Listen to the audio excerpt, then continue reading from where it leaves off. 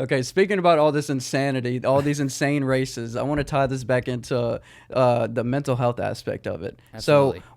So so for all the fans out there, what can they do to like, if they want to start biking like tomorrow? What's like a good first bike, and then what is a good like amount of miles that they should do I mean, honestly, to like get your feet wet? yeah, just get out there and whatever you have at the beginning. I don't want to be a gatekeeper or be someone who's like, you need to do this, you need to do that. It's whatever makes you comfortable to start.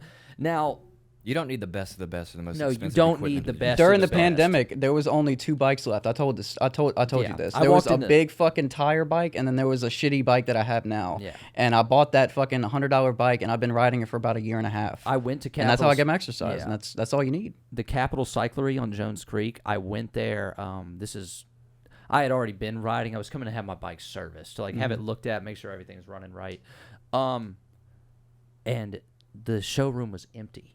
Holy shit. No shit. Completely empty. This is like April 2020. Yeah. So it's That's like, around the time where I got my bike. Literally like 4 weeks in. There was a pandemic. line, and there was a whole bunch of people talking about how they were about to get a bike. And I was like, are y'all going out of business? I asked them. Y'all I was like, moving? are y'all going out of business? Y'all moving locations? And they go, no, we sold a year's inventory in 3 weeks. Holy fuck. Bruh.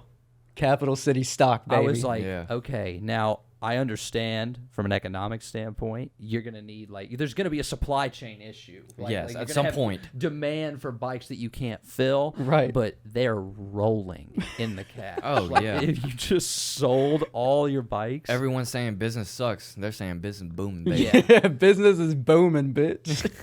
But I would just say, honestly, you got to get out there and just, you have to get in the fresh air. I would say You have to. if you want to try anything like that for your first time, find someone that you're comfortable with Absolutely. and get out there and do it with them. Yeah, so they can lead the way, and then you can be like, okay, Not that's how. necessarily lead the way, but It's like someone it's who some weird they don't su- have to be in it. It's a support system kind of. It's like Yeah. we're both in this shit storm together. Like Right. although it's We're hard sometimes. interested Yeah, in we're it. interested.